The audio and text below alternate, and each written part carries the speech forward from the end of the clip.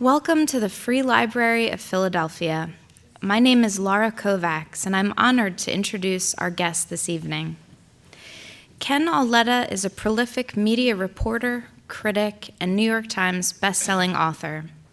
He has penned the Annals of Communications column for The New Yorker for more than 25 years. His 11 books include the bestsellers Three Blind Mice, How the TV Networks Lost Their Way, The Highwaymen, Warriors of the Information Superhighway, and Googled, The End of the World as We Know It. One of New York Public Library's literary lions and a member of its Emergency Committee for the Research Libraries, he is also a member of the Authors Guild and the Committee to Protect Journalists. Of all the industries racked by change in the digital age, few have been turned on its head as dramatically as the global advertising business. In Frenemies, Mr. Auletta meets with old guard gatekeepers and up-and-comers to account for the profound changes to this $2 trillion global industry.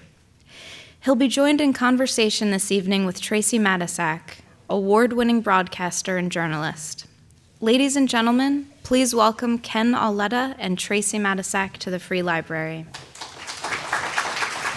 Well, good evening, everyone. Thank you so much for being with us, and welcome Ken Auletta to Philadelphia. Good to have you with us.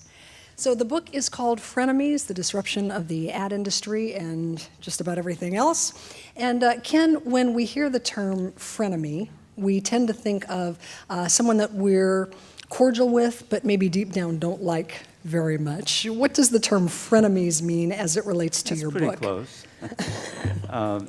There are two levels of frenemy.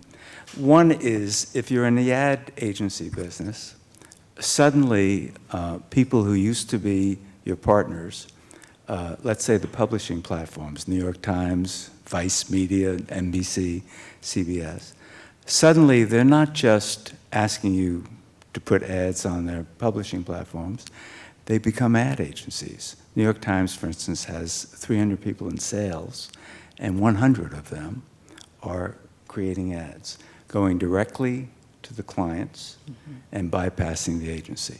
PR agencies, as newspapers shrink, they say, hey, we'll become an ad agency too. Consulting companies like Deloitte, that used to be their accountants, and McKinsey, which used to be their consultants, is now aggressively getting into the advertising business. The clients themselves are saying, why are we spending all this money? Let's take more stuff in-house. And then, of course, you got Google and Facebook, which are basically often bypassing the agencies and saying, we can help you with data that you need and deal directly with us. But the bigger frenemy, the actually existential threat to all of advertising, not just to agencies, is the public. The public increasingly doesn't want to be interrupted by ads, particularly on their mobile phones. So 20% of Americans on their mobile phones have what's called an ad blocker, which blocks out ads. And if you think about Netflix and HBO and YouTube, no ads. So a generation grows up saying we don't have to watch ads. Then you get the question, so the advertiser then says, oh, wait a second, we can get around that. We have so much data that we could tell people, hey, Ken, on your GPS, we know that you're 2 blocks away from Barney's. You bought a sport jacket 2 months ago. Why don't you go into Barney's, and we'll give you 20% off? And they say, that's not an ad. That's not a hard sell. That's a service to you. Well, it might be construed as a service, or it might be construed as, how the hell do you know so much about me? What about my privacy? So these are some of the conundrums, but the biggest frenemy, again, is the public that doesn't want to be interrupted. Well, and can you bring up such a good point, because there is, on the one hand, this, just pervasiveness of ads, so that, and I know many of the people in our audience have experienced this, you look up something online, and then every website you go to after that, an ad pops up for that very item that you were looking at, and that feels invasive. Then you get on a plane and you pull down your tray table, and there's an ad on it, which feels pervasive. And so there's this tension, I think, between providing a service and being creepy right? Where people feel like you just know way too much about me. And so how does the advertising industry navigate that tension? They don't know. Essentially, you're talking about a world of people full of anxiety because they're being disrupted, and they know they're being disrupted, just as newspapers have known and magazines have known and the music industry people have known. And when I did my book on that was mentioned earlier about the 3 networks, which were being disrupted by a new technology in the late 80s, which was cable TV, they knew. And so what you do is you say, oh my God, what do I do? And there are 2 types of people I found. And I saw this graphically when I was doing my Google book, looking at how they were disrupting the world of newspapers and magazines and media.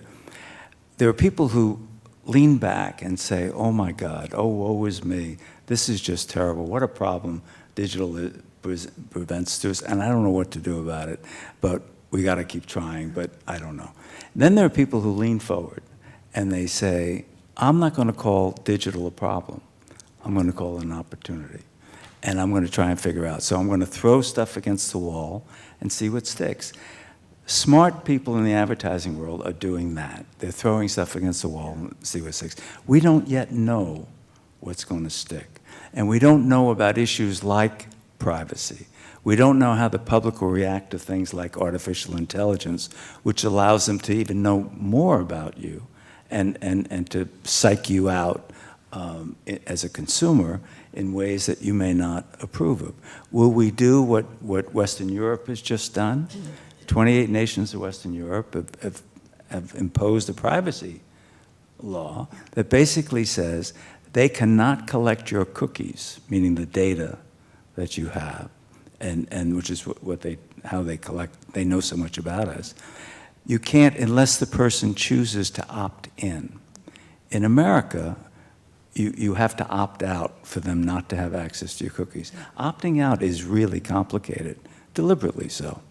And on the other hand, if you choose to opt in, and many people don't choose to opt in, what happens to advertising?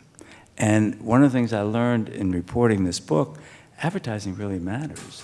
I mean, I may have disdain for some ads and the emotional manipulation that we undergo because of those ads, and the fact they don't tell you anything about the product, they're just meant to move you emotionally. But the fact of the matter is, without advertising dollars, there's no Facebook. 97% of Facebook's revenues come from advertising. Google, no Google, 90% of their revenues come from advertising. Forget newspapers, forget broadcast TV, forget magazines. And then people say, well, we'll go to a subscription model, we'll get rid of ads, right? Well, think about that. The math really doesn't work. The one thing that Donald Trump and Hillary Clinton agreed on is that the middle class and the working class of this country, which is the bulk of the population, had their incomes frozen for the last decade. They can't afford subscriptions. And the average home subscription cost is roughly $260 a month, and that doesn't include electricity and gas and some other things. So how are people going to pay for Facebook? Are people going to pay for Google? Are people going to eliminate all advertising at the New York Times? I don't think so. So it doesn't look like the subscription model will work, and yet the stakes are so high because you've got entire industries that are fully dependent on advertising. Right. I want to talk a little bit about the impact of social media. We've seen some cases lately where we've seen advertisers actually running away from certain shows, from certain platforms. I think about Samantha Bee, Laura Ingraham as 2 recent examples. Can you talk a little bit about the role that social media plays in where advertisers decide to invest or perhaps to pull back? Well, what happens, things become viral, and it's not always clear why they do. Roseanne became viral. Bill O'Reilly became viral. And advertisers, he was really canceled because the advertisers canceled on him. If you think about it, if there's an air crash, all the ads on the newscast that night relating to airlines will be automatically pulled. Why?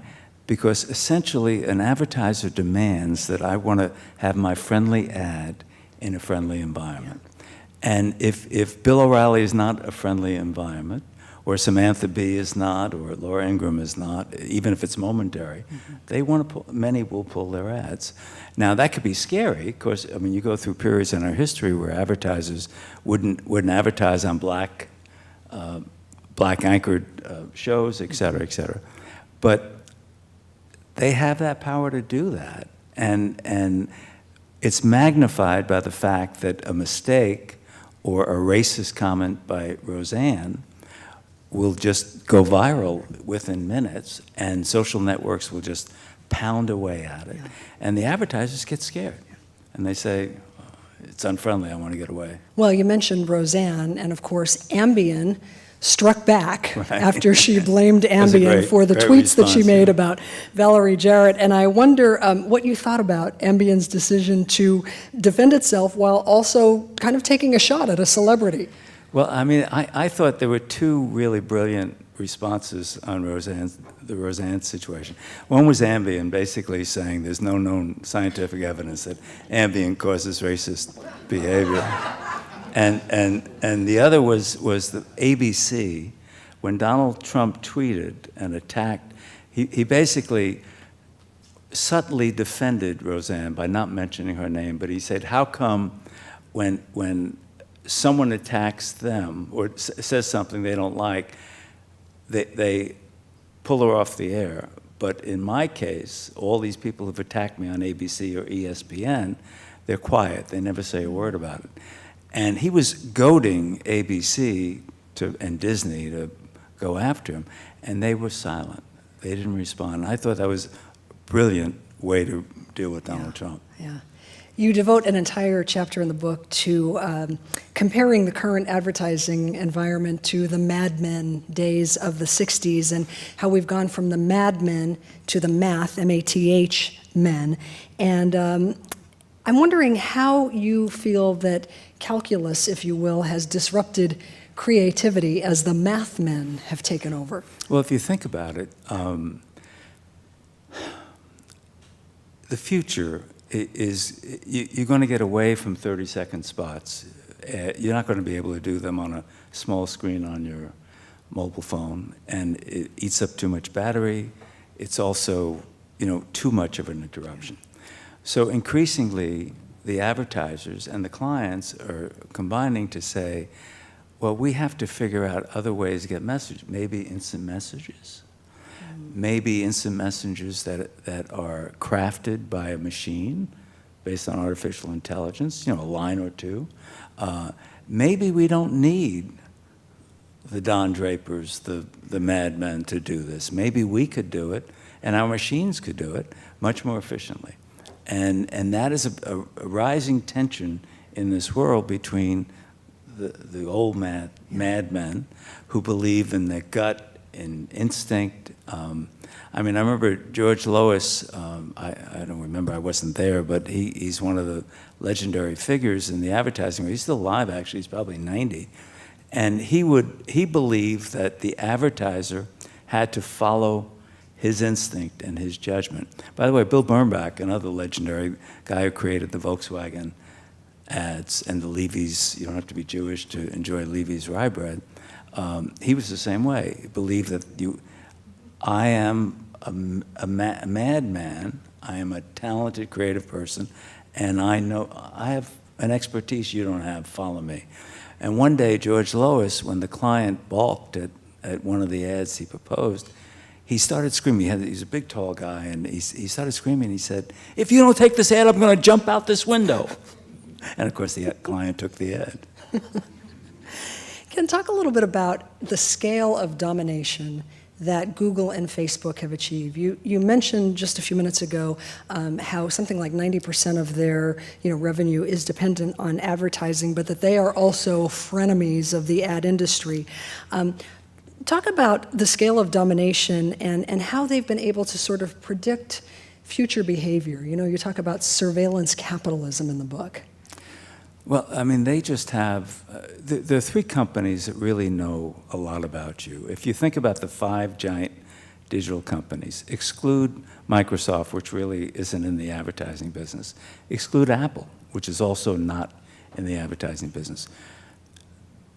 If you think about Google search, search tells you, and they have all this data, everything you've searched, everything you've gone through, everything you've read online, they have that in your cookies, and they know that about you. The machines know that. In Facebook's case, everything you talk to about your friends, the subjects that come up, they have that. Again, that's very valuable information. Who has the most valuable information? And the company that is aggressively starting to get into the advertising business for the first time? Amazon. Mm-hmm. Amazon knows everything you've purchased. That's the most valuable data for advertisers want to know. And so these three companies are coming at each other, and they're all investing heavily in artificial intelligence. They're all investing heavily in at-home Alexa. That little device knows an awful lot. It's basically, they're not listening in your conversations, but they know what time you wake up, what you order, when you go to sleep. They just know a lot about you. And that is valuable information that advertisers covet. They love to have that. And Amazon and Google, Amazon will, but Google now and Facebook now, shield that. The advertisers call it their walled garden. They won't open up their garden to us. They'll give us some information, but not all information. And they don't give all information. They claim it's because of privacy concerns. That's not really the reason. They don't give it because it's a proprietary interest that they retain that. But these companies have enormous dominance. Google and Facebook alone, 75% of all the digital ads are on just those two platforms. And by the way, it's over $70 billion a year. More money is spent on these two, on digital ads today, than is spent on television, which has always been the champion receiver of ad dollars. And one of the reasons why companies like Vice and companies like BuzzFeed, these digital upstarts that seem to be thriving, are suddenly laying off people, is because the money is being diverted to the Googles and the Facebook, and soon to the Amazons. Yeah. And Amazon certainly has been a huge disruptor of retail itself. You can go into any mall and see, the empty storefronts, and so much of commerce has gone online, and that has to have had an impact on advertising as well. Oh, it has. Oh, no, there's no question it has. There's been first of all, department stores close, and so there's less advertising there. But, one of the things, this is not uncomplicated. When I mention cookies and their ability to collect this data, there's some good things that are involved in them collecting that data. For instance, when you go to Amazon and you purchase books, and they tell you, Ken, people who've purchased this book have also purchased. It's almost the equivalent of browsing in a bookstore. I like that service. You wouldn't get that if you didn't have the cookies. When I do a search on Google, and it anticipates what I'm searching for because they know my search history, it saves me time. Yeah. So I like the fact they have access to that cookie. So it's not uncomplicated. And further, to tell you how complicated it gets in my mind, if you spend time with engineers, as I have in reporting both the Google book and this book, what is it the engineer thinks he or she is doing as they're collecting this data? They call it big data. They think they are serving the public. They think that by massaging and collecting all this data, they are helping unlock the secrets to consumer behavior, to make our lives a little more simpler and a little more efficient, maybe cutting out extraneous middlemen who add to expenses that maybe you don't need, right? Like taxi cab drivers or Uber or hotels for Airbnb. But these are people who take great pride in being able to massage this data and unlock these secrets. They don't think about privacy. They're just thinking about this is good for business. At some point, you start pressing them, as we witnessed the Congress asking questions of Mark Zuckerberg, and suddenly they're compelled to say, hey, wait a second. Stop, Zuckerberg. What about privacy?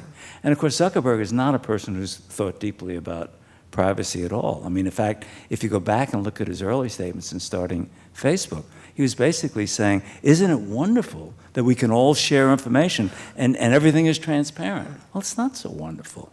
When we look at our kids, and we say, what is she or he doing on Facebook? And are they saying things that are going to come back to haunt them when they seek a job? Yeah. So there is an idealism that I found at the Google and Facebook engineers, and even in the Zuckerberg and Larry Page and Sergey Brin people. But that idealism is now getting wiped away by the reality, by people asking questions about privacy, by people asking, what are you doing to my kid's brain all the time that he or she is spending staring at this machine? Yeah. And the privacy concerns are huge. You mentioned GDPR a few minutes ago in Europe and the whole opting in and opting out. Do you see something like that coming to the United States? I don't know. We don't have the same history of concern for privacy here as they do in Germany and much of Western Europe. It's always been a political issue where the public is ahead of the public figures there. We don't have that history here. Will we get it now? Will people become more alarmed? I don't know. That's a question. Yeah. So can you spotlight a number of the heavy hitters in the advertising industry throughout your book? And one of them is the former WPP CEO, Martin Sorrell, who was the one who I believe coined the term frenemies. No, he didn't right? actually. He likes to say he did. He didn't. I did some research on that. The frenemies, it was also spelled differently. He spelled it. It was coined by of all people, Walter Winchell, in 1948.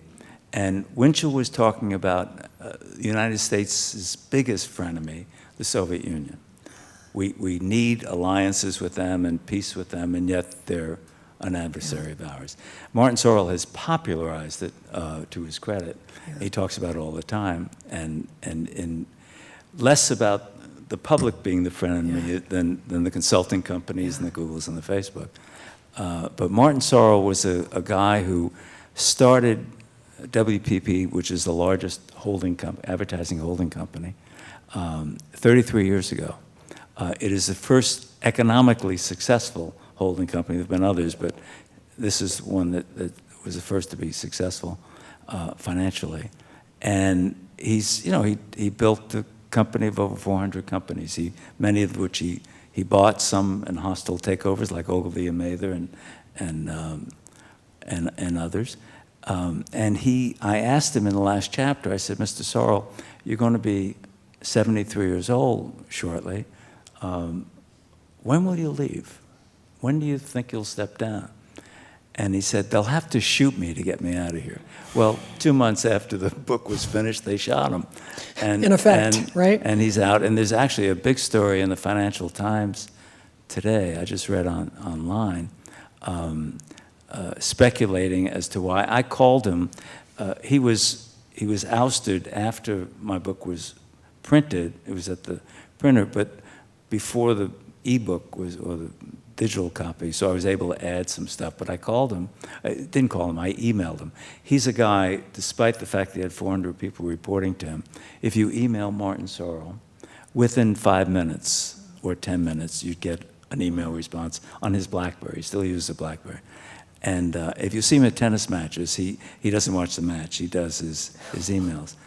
And he said, I signed a non-disclosure agreement, I can't talk. And the board said the same thing. But now, obviously, the board has a PR agency, and that's what I smelled, that they're leaking stuff. Of course, they have a public shareholder meeting on Wednesday, and I think they're trying to defend themselves and maybe make him a little smelly.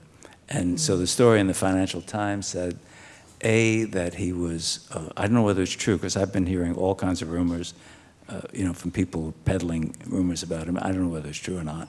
They said, he was rough on his people, which is true. That I know is true because I saw it. And alienated much of the staff, his personal staff, by that.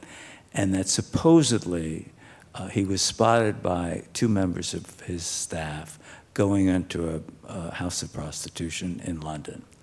Whether that's true, I don't know. I mean, he's married, second marriage to a very attractive woman. They just had a baby last year. Is it true? I don't know. But in any case, and the argument was that somehow corporate funds, they said a non-material amount, which is what the board has publicly said. What is a non-material amount in a $21 billion company? I don't know. And I don't know whether this is true, but there's a huge story in the Financial Times, and by two really good reporters, and they obviously spent a lot of time reporting this. Speaking of huge stories, before we get to our audience questions for you, I have to ask you, I had heard that you had attempted several times to break the Harvey Weinstein story, that you worked on that yourself for a number of years before the New York Times and Ronan Farrow actually brought it to print. Tell us about how that played out. I profiled Harvey Weinstein in 2002. It was a 20,000-word piece. I spent a lot of time with him. Brilliant guy. I mean, editing movies and stuff, you watch him, he was really brilliant. An awful human being. And so I wrote a story about what a bully he was to people, and it was all on the record. There was no anonymous quotes in this. It was people like Stacy Snyder, who's now the head of Fox Studios, talking about how he physically threatened her, and Barry Diller confirming it, and et cetera. Julie Taymor, the director, him threatening her mate with physical violence. So I confronted him in our last interview. I had a fair amount of information about a woman he allegedly raped during Shakespeare in Love, which was in '98. Another woman, his assistant, who I tracked down to Uruguay. And I had a number of stories of awful things he had done, all anonymous. And I confronted him, it was just the two of us in our final interview. You save your nasty questions till the end, knowing you'll never get another interview after that. And so I said, Harvey, tell me about what happened with, and I named the woman who was raped and the woman, his assistant. And did you rape her? Did you threaten the other one? Did you pay $500,000, $250 each to silence them and get them to sign non-disclosure agreements? One of the things I couldn't figure out as I'm doing the Harvey reporting is how come I go to courts in the US and the courts in France and the courts in England, and there's no public documents about this. And then I realized what he did. And this has not been reported. I don't know why. I've told it to the Times and Ronan as well. What he did was, if you're willing to pay any amount of money, you have your lawyer go to the women and say, Mr. Weinstein is willing to settle. How much would you like? Would $250,000 be sufficient? Sign this non-disclosure agreement, and I get to keep it. You don't get a copy. So it's not a public document because it never went to court. It remains a private document. So we had to make a decision. I had to then see my next question in a summit meeting with Harvey, and David Remnick, the editor of The New Yorker, and I met with Harvey and his brother and their lawyer, and we had our lawyer. And I said, Harvey, I need to see the canceled checks, these two canceled checks. Of course, I was saying, if the company paid for it, or if Disney, which was then his corporate parent, paid, I'm going to send someone to jail with this story, and they should go to jail. The next day came back. He started screaming, and actually, when I confronted him in the conference room, just the two of us, I thought we were going to get into a fist fight because he stood up, and with his fist clenched over me, and I was seated, and I got up, and we're roughly the same height, and I stood facing him, and at that moment, thinking he might throw a punch at me, I was kind of hoping he would, and I'm sorry to say that, but it's true, and he started to cry. It was the most extraordinary thing, and what he said was, these were consensual affairs.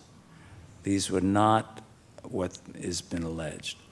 And so then we had to make a decision after seeing the canceled checks, which were personal checks, not corporate checks. And after saying it's consensual, and he had 3 kids and a wife, and I had zero women on the record or men on the record. Are we the National Enquirer at the New York or not? And we decided, Remnick decided, and I agreed. we couldn't publish it. So we didn't have we had the bullying and a tough story on it. And then what happened was, and I tried again, I'll speed this up, to nail him for sexual predation in 2015 on 2 different occasions. Again, I couldn't get anyone to go on the record. Ronan Farrow called me up in the spring of last spring and said, Ken, your papers are on, I give him my papers and tape recordings to New York Public Library. Can I have access to them on Harvey Weinstein? After he talked to me and I saw he was a smart guy, I said, sure. So he had access to them. He calls me up, he says, can I come and interview you? I said, sure, but you're going to have to come out to Bridgehampton because I'm finishing a book. And he came out with a producer and 2 cameras for MSNBC. And he asked me great questions, and he told me he had a total of 8 women, 5 not on camera, but talking, their voices, you can hear their voices, and 3 on camera by name. Plus he had the audio tape, which I couldn't get in 2015, of the Italian model who Harvey supposedly had grabbed her breasts and tried to seduce in the hotel, and she ran away. I said, great, what's the next step? He said, I meet with NBC News first week in August, and we'll get a decision. And so I emailed him the second week in August, and I said, so how'd you do? And he said they turned it down. And they said it wasn't graphic enough for TV. I said, wow. And so then I put him in touch with Remnick in the New Yorker. Wow. And the story blew up from there. And then he did, I had nothing to do with it after that. He just did it all. Yeah. The kid is amazing. I mean, he graduated college at 15, graduated Yale Law School at 17, got a Rhodes Scholarship. This year, with all the reporting he's done, he not only won a Pulitzer for that, but he's written a best-selling book, which is a damn good book about diplomacy. I mean, and he just turned 30. And he's the son of Mia Farrow and Woody Allen. No, his dad is, they say, is Andre Previn. He looks just like Sinatra. Really? Yeah, Oh, interesting. But Well, there's I don't fake think, news floating around on the I don't internet think the then. chronology works. But anyway, he's a sensational reporter. He has a photographic memory. Yeah. Sharp And guy. he's modest. I mean, and some people say, well, and the same thing with the brilliant Times reporters who did this. They say, well, it wouldn't have happened if not for Roger Ailes and Bill Cosby and all the things. And the culture did shift. There's no question about that. But these are great reporters with great empathy, and the women they talked to, they made them feel comfortable, secure that they were going to nail this guy, this predator, and they did. Hi, Ken, and Tracy, great questions, great everything thus far, very entertaining. I want to go back to advertising, just right back to the book. You tired of Harvey already? No. I am. You are. What I'm wondering is that the institution, and I think you might have done a good job at the beginning of sort of framing and saying, let's not kid ourselves. This is a very large industry in terms of its dimensions. And Lord only knows the extent of its influence on us, known and unknown, just the seepage and just everything. It's a powerful force. And in their own way, they are storytellers. And in their own way, they've had a rather significant role in shaping our culture, for better, for worse, but a general sense of reflecting the culture and perhaps the stories that come out of our culture, who we are, how we think of ourselves.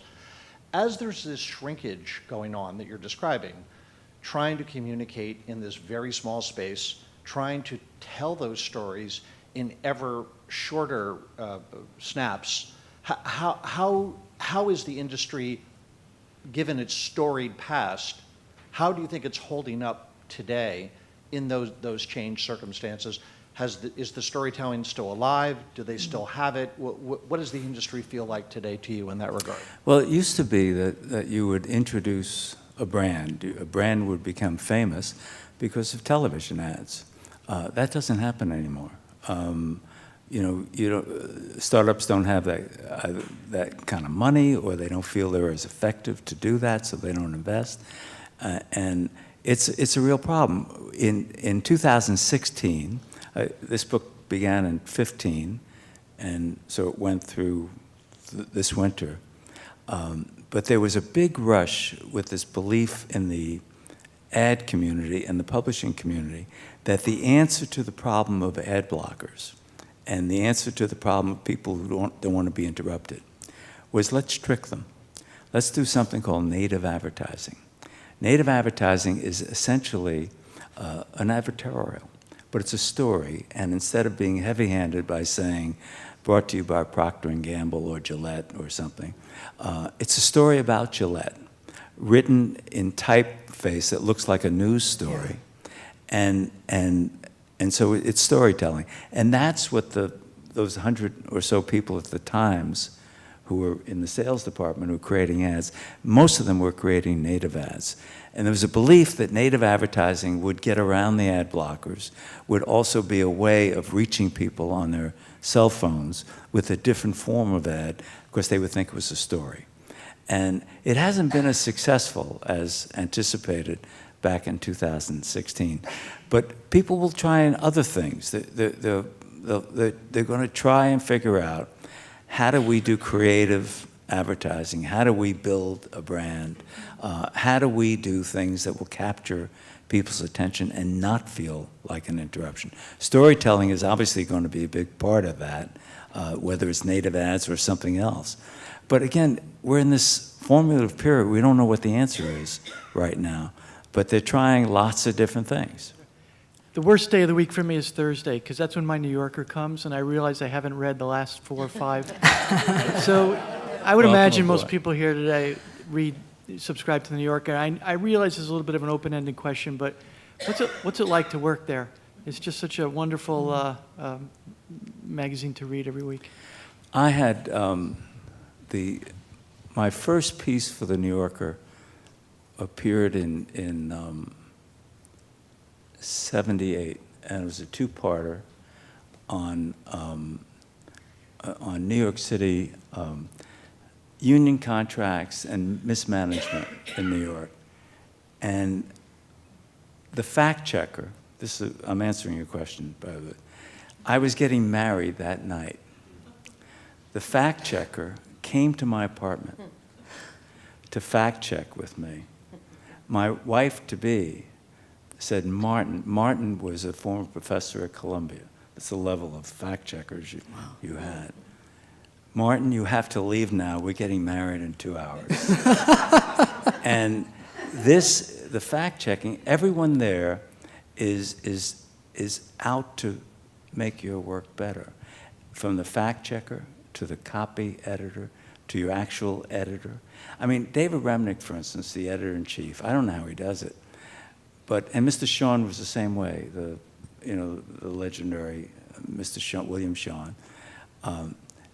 You would hand your piece in to them, they would read it, and maybe 2 or 3 more times in different galleys they would read the story again.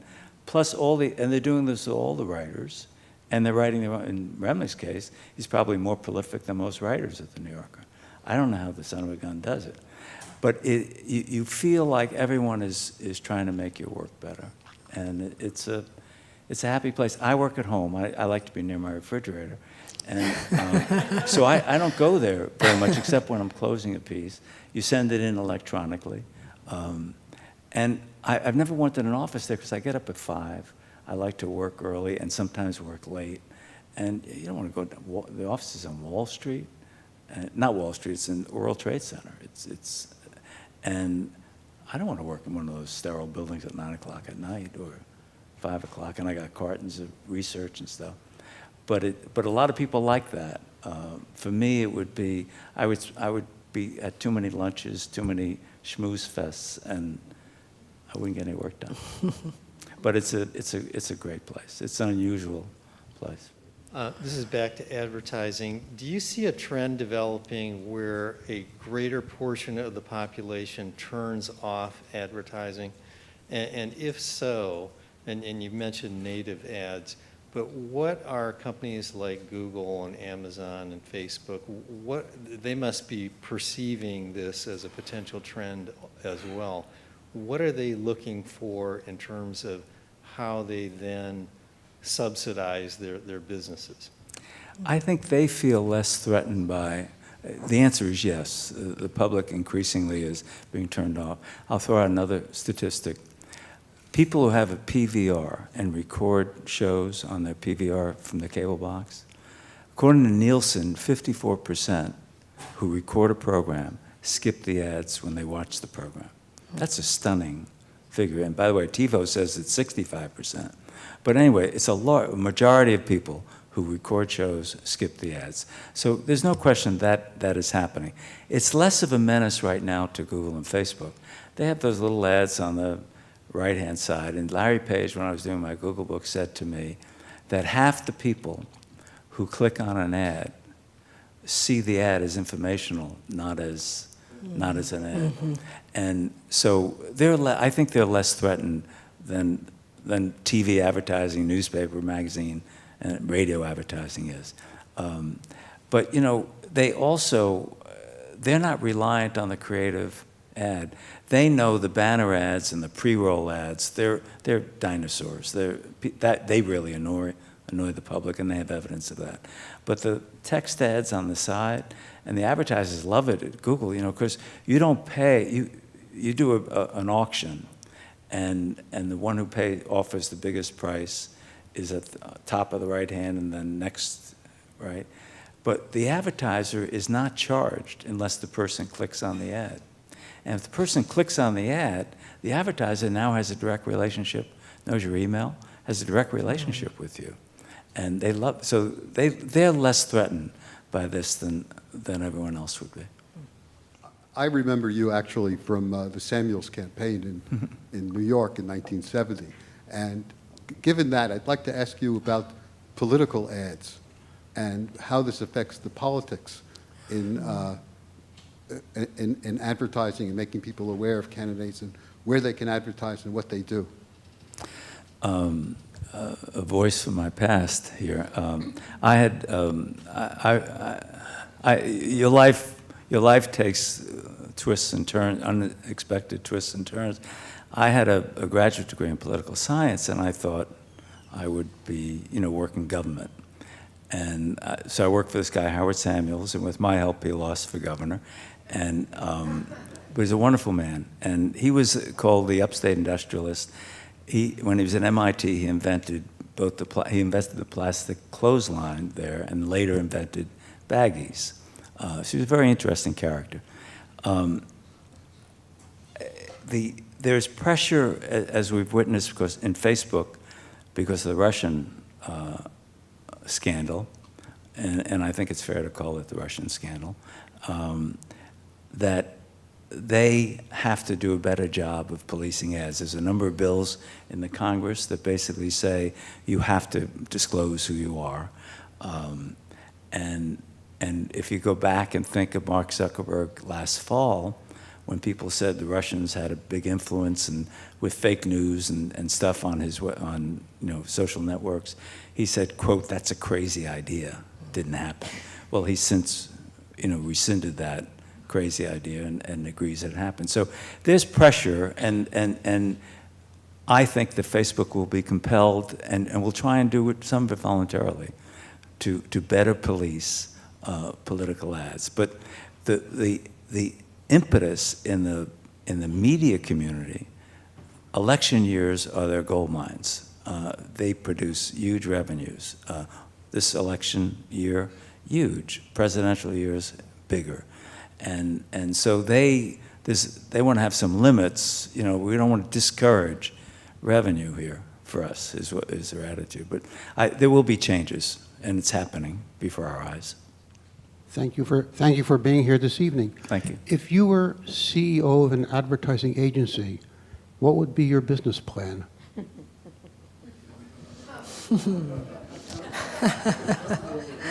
I just quit.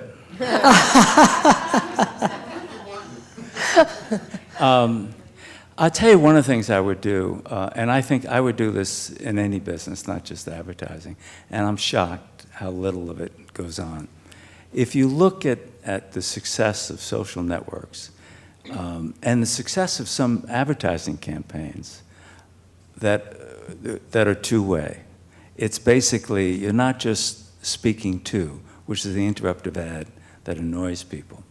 But if you can engage people and get them talking back, that's what Facebook is meant to be, and one of the reasons why they have 2.2 billion customers. I would, if I were in an organization, I would make it my business to have a two-way conversation with the people who work for me. And from executives to lower, what ideas do you have? What do you think we should be doing? And there are people who have ideas in your organization, and they're not tapped. And I'm always stunned at how little of this goes on in the businesses I write about as a journalist. I'm just stunned at how one way it is, and therefore it's not thoughtful. It's stupid. So that's one of the that would be one of the first things I would do. Someone asked me this morning, and I gave I was speaking at a conference this morning in New York, where I was being interviewed, like, not as well, by the way, as I'm being interviewed by you. And they asked, what would you do for the, if you, they didn't say if you were CEO, but they said, what would you do if you, what should advertising do? And the truth is, I don't know what they should do. I mean, and the true answer is that if I had 14 points, I don't. And I don't know anyone who does. And it's all a question, again, of throwing things against the wall and being humble enough to say, I got to listen. And maybe I'll learn some things. I bring in, not just you have lots of ad agencies who work in these there are 5 giant holding companies. They have dozens of agencies of all kinds, marketing agencies as well as. The figure in the world is that an estimated up to $2 trillion is spent worldwide on advertising and marketing. Advertising is roughly a $500 to $600 billion worldwide business. The rest is marketing. So almost 3/4 is marketing. That's direct mail, it's instant messages, it's PR, it's lobbying, et cetera. And coupons, placement on Aragon, shelf space in supermarkets, all that is part of marketing. So you got a lot of people to talk to who know a lot of different things. And I'm just stunned that Martin Sorrell, for instance, a brilliant guy. Just really brilliant. And a guy who was out there always soaking up information, talking to people. And more so than his contemporaries did in the other holding companies. But I don't think he had two-way conversations internally, and he should have. Impression, it may be wrong, that a lot of the ad companies are trying to kind of usurp the social media. People are already on Facebook, Twitter, Instagram, and they're, the soap company has a Facebook page and tries to interact. How successful have those efforts been, do you think, or do you know? One of the things that is being successful is increasingly companies are saying we have to have a direct relationship with the consumer. And Dollar Shave Club, for instance. Unilever buys the Dollar Shave Club for $1 billion. And Dollar Shave Club literally communicates two-way with consumers, and they're great consumer service. But they have a direct relationship with their people, just the way some car dealers do, people who lease cars or purchase cars. But in Dollar Shave Club, it's even more aggressive than that. And Procter & Gamble has bought some companies. They're all doing that and trying to do that so that if advertising doesn't work, they can directly communicate with, the equivalent of Facebook, have two-way communication with their loyal customers and make them feel like they're part of the team. I'm thinking about Charlie Rose. Now, you mentioned that the advertisers pulled, their dollars from the shows, O'Reilly and Charlie Rose. Do you think possibly, if the mea culpa type thing, Jimmy Swaggart did it years ago, I've sinned, and he's come back, he's on television, of course, he's self-funded in a sense, but do you think it's a possibility if they had a real act of contrition to the public, that they actually be able to become back on the air. I do miss Charlie Rose, I got to tell you right now. You should. Charlie Rose, you know, if you watch television, it's very hard to finish a sentence. Charlie allowed people to finish a paragraph. And he was very good, and he had a wide array of guests and subjects. But the Washington Post did 2 stories on him and produced Women by Name, who talked about his behavior, unacceptable behavior. I know Charlie a long time and respect him as a talent, but he, you know, his behavior is not excusable. Now, he will say that he didn't do these things, but that's a lot of testimony from a lot of different women willing to go on the record by reputable reporters.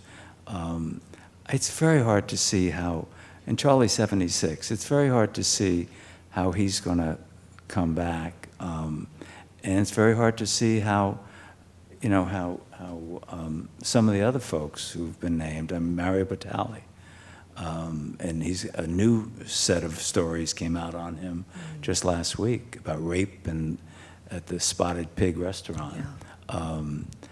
And you know, on the other hand, if you look at the story done on Tom Brokaw, this not, I mean, it should not have been given the wide play it got compared to the Matt Lauer story or the Harvey Weinstein and Roger Ailes story. It was basically an accusation by a woman that he tried to kiss her, and you know, he didn't try to harm her career or put his hand down her pants or rape her, and as some of these other people did. So I think we have to distinguish, and in the fever of the moment, it's very hard to distinguish because what's coming out is all these terrible things that have been done and have been perceived as normal by men, and they're not normal, and they should be punished and changed, and so there's going to be some people who will suffer more than they should based on what the accusation against them were, but there'll be people who will suffer and should and will not get reformed, will not. It's very hard. I mean, I remember Mario Batali, I don't know the man, but I've read that he, at first he thought he would lay low, then he thought he would go to Africa and do public service there and then come back, and then the story appears last week or 2 weeks ago about him literally raping people. Forget it. Goodbye, Mario Batali. Oh, yeah. I just have a general question about not knowing a lot about the advertising business. If you've had these bigger companies who were probably flush with more cash back in the day when they had more influence, with maybe more of the money going to in-house operations, does that make the advertising business more conservative? Has that affected the product when you have less money to throw around? Do you kind of stick to what works and there's less innovation?